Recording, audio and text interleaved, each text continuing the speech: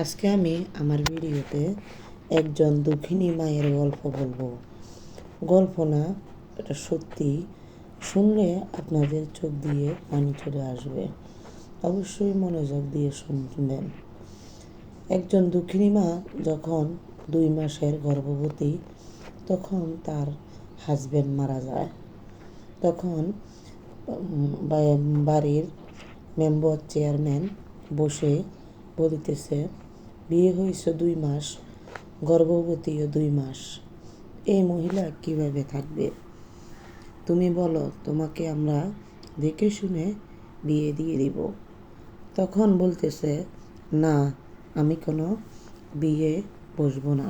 দুঃখিনী মা, আমার গর্ভে সন্তান, আমার ছেলে হোক বা মেয়ে হোক, আমি এই সন্তানের দিকে তাকাইয়ে আমি থাকব। এটা যখন বলল, তখন বলছে, তাহলে তুমি কিভাবে থাকবে?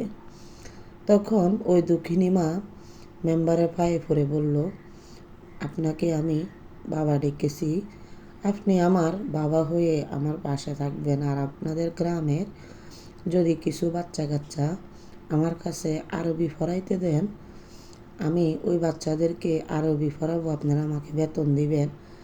আর আমি আপনাদের সবার কাজ করে দিব, আপনারা আমাকে পারিশ্রমিক দিবেন। তখন মেম্বার বলল, ঠিক আছে, তোমার যেটা ভালো মনে করো এটাই করো। তখন এভাবে চলতে থাকলো।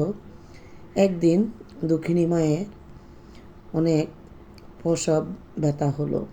তার দুনিয়াতে কোল জড়িয়ে একটা ছেলে সন্তান হলো। ছেলে সন্তানটাকে বুকে নিয়ে সবার কাজ করতে লাগলো, আর ছেলেটাকে পড়ালেখা করাতে লাগলো। দুঃখিনী মায়ের স্বপ্ন, ছেলেটাকে একদিন বড় আলেম বানাবে। প্রত্যেক সপ্তাহ দুঃখিনী মা ফজরের নামাজ পড়ে ছেলেকে ওই বাবার গোরস্থানে পাঠাইয়ে তার কবরত জিয়ারত করাইতো। আর বলতো, তুমি তোমার বাবার জন্য দোয়া করিও। তোমার বাবা কখনো আল্লাহর কাছে নামাজ পড়ে সেজদায় পড়ে নাই। তখন তার ছেলে সবসময় নামাজ পড়ে দোয়া করত। তখন আস্তে আস্তে দুঃখিনী মায়ের সন্তান বড় হলো। মায়ের স্বপ্ন জাগলো, আমার ছেলে বড় হয়েছে, ছেলেকে বিয়ে করাতে হবে। মা ছেলেকে বিয়ে করালো।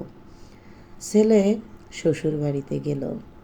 তখন শ্বশুর বাড়িতে আপ্যায়ন দেখে ছেলে ভাবতে লাগলো, আমার মায়ের থেকে আমার শাশুড়ি মা আমাকে অনেক ভালোবাসে। আমার মায়ের থেকে শাশুড়ি মা আমাকে বেশি খাওয়ায়। তখন ছেলে শ্বশুর বাড়ি থেকে আসলো। মা প্রশ্ন করলো, বাবা, তোমাকে তোমার শাশুড়ি মা কী খাওয়াইয়েছে? ছেলে বলল, তোমার থেকে ভালো খাওয়াইয়েছে। হায় রে দুনিয়া, হায় রে পৃথিবী।